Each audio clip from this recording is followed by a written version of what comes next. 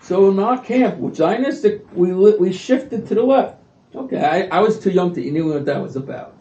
So this JDL that gets up, he's talking to a crowd like this, and the head of the camp is sitting right here, and the head of the camp is listening to him, and he's talking about Jabotinsky. And he's saying that in 1948, June of 1948, the ship called Altalena sails into the Tel Aviv harbor with ammunition that was going for the Irgun. Menachem Begin went onto the ship.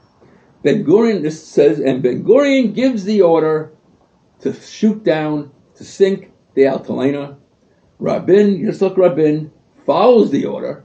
The ship is sunk. 16 Jewish soldiers are killed. I'm listening to this and I'm saying, what the heck is he talking about? I went to yeshiva all my life. I learned about Israel all my life. I go to an Israeli camp, and he's telling me there was a civil war going on in Israel. They never told us that. What's that about? Now, everyone's kind of looking, what's really? The head of the camp, the Shlomo Schulziger, who was this Israeli, he was German, very proper. He gets very excited, and he stands up and he goes, "C'est lo emet! C'est lo emet!" That's all this guy had to hear. He takes a book like this. Zekenamet. Now we're all getting excited. What's going on here? Dr. Schultziger, as he was known, has a brother sitting in the back. And he says to him, stands up, and he's shaking. Now he's like a 65-year-old man. He's shaking. And his brother stands up and says, Teishev Shlomo, sit down, Shlomo, Zekenamet.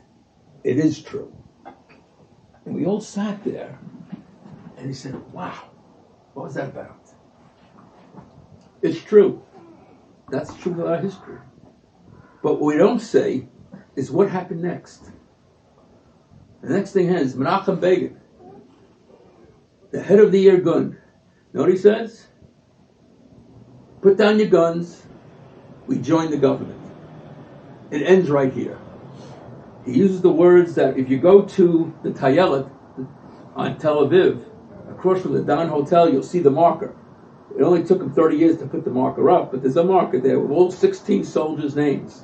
And he said the words of Menachem Begin, Milchemet Achim Li'olam Lo. A civil war, a war of brothers, will never happen. Can never happen. By Menachem Begin taking that and creating an automatic achdus of when you have a machlokes and you have a right to make a machlokes, a right to take revenge, you say, no. There's a bigger picture here. We have our country.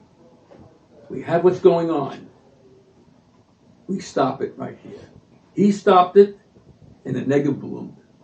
He stopped it, and for some reason, every internet company feels they have to be in Israel. For some reason, when we had the COVID, how many people heard the line, we're all waiting for Israel. Israel's going to come up with the vaccine. When Israel gets it, we'll be fine. What gave us that so-called confidence?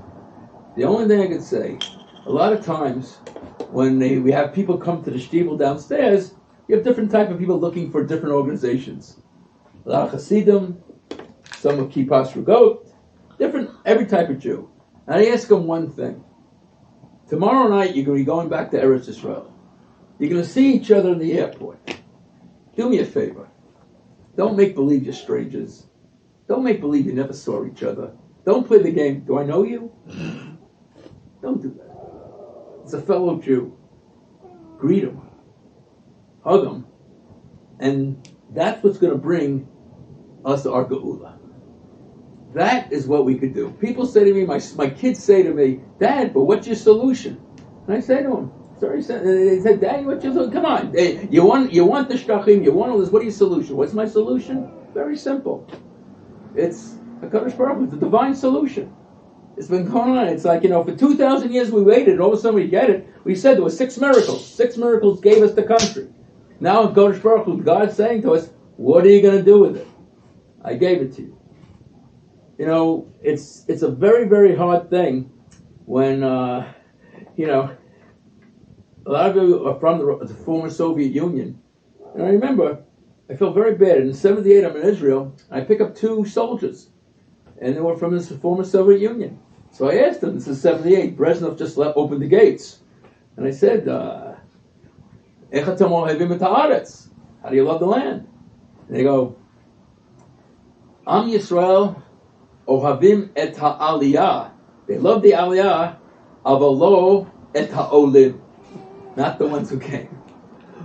The fact of the matter is, in the biggest criticism on the right, the people say to me, in Russia I was known as a Jew. Here I'm a Russian. The fact is, we will only get what we need when we do it together. And if anything, what Eretz Yisrael has shown us is the fact that the seventh miracle of the fact that every country wants to get the Chokhmah of Eretz Yisrael. There's a very interesting question. I got a little to it. They say, when Yaakov Avinu, Jacob, when he came back to go into the land, go back to Israel, he was scared of one person, his brother. His brother Esav wanted to kill him. And he was so scared of Esav that he split his camp into two. If Esav goes after you, the other camp goes free, and at least half of us will survive. So the question they ask, what was Yaakov so afraid of Jacob? Here he's promised. What was he so scared of? So people said that Esav had very much respect for his father Isaac. That he had kibbud av. Kibbud av is very big. But at the same time, you have to say that Yaakov had kibbud aim. His mother said, pick up, get out, go see my brother, leave the land. Not an easy thing to do. He does it. He follows his mother, he follows his father. We get it. I used to say, what did Esav do? He killed a deer, he brings the deer back, and he gives his father food. Some of you who catch a deer will last you for the next year for winter for the amount of food you get from there. I mean, it wasn't exactly he was making a sacrifice, Esav, but here they're saying to us, this was his reward, and he had kibbud av, so Yaakov was afraid. No, I didn't buy it. What was Yaakov afraid of? What did Esav have that Yaakov didn't have?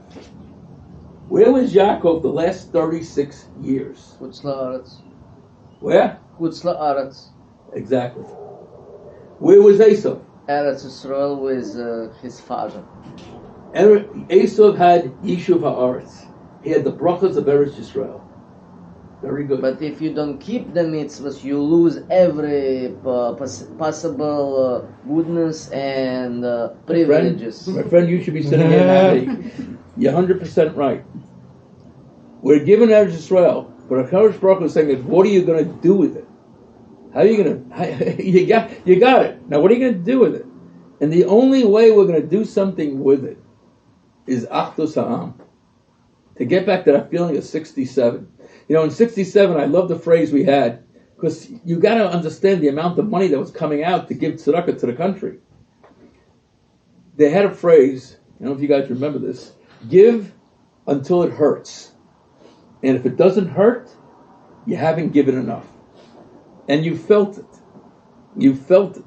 Robert McNamara wrote a book about the Vietnam War in 67, and he has a paragraph about the 6-Day War. And he explains it away. We all knew that Israel was going to take apart the Arabs. We knew that was a fait accompli. And I remember reading it and said, I didn't know that. No one else knew that. We had a fear that we could lose it. My fear is that we're the generation... I hate to be the generation that lost Eretz Yisrael.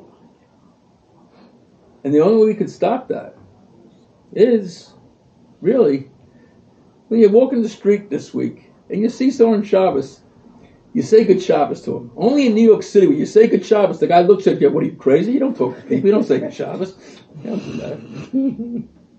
Make the world a little smaller in our sphere. And we will live to see miracles. The Eretz Yisrael is like you go there, and there's just like something about it, atababayit. I will tell you, a gentleman in my office, Mr. Aaron Miller, he wanted to move to Israel. And he wants us to work. So he goes back and forth. Great. And thank God it's been very successful for him, very successful for us. And Aaron's making a wedding. He's making a wedding next week. This wedding, as I say, there's another manager in our office. Her name is Donna Lagruccio. No, she's not Jewish, you're saying. It's an Italian name. And she says to me once, my grandmother was Jewish. I go, really? Was that your mother's mother? She goes, yeah. So your mother's mother was Jewish. I got a news flash for you. You're Jewish. Oh, no, I'm not Jewish. I do this and all that. I'm not Jewish. No, you're Jewish. No. I go, the only way I could explain it to you, that 70 years ago, we were in Europe, we'd be going to camp together on the trains. And it wouldn't be summer camp. It's that simple. She looks at me like this. So Aaron's making a wedding 3 years ago, and I had this brilliant idea. I wanted to know, is a thing called the Pintele Yid. Every one of us has that little spark.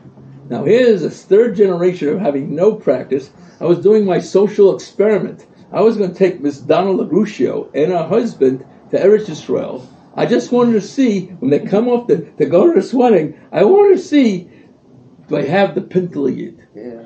So I had to do this. I had to invite all the managers to go to Eretz Yisrael. I didn't want to single her out.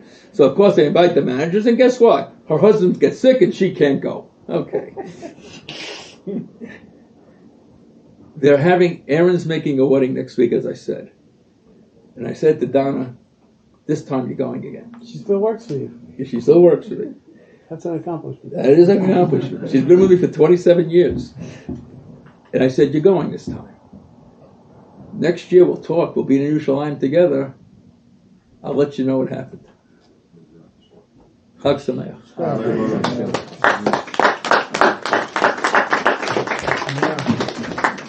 Sorry. Thank you, everybody, for coming. There's more refreshments on the way out. And I want to have a Israel. Oh, yeah.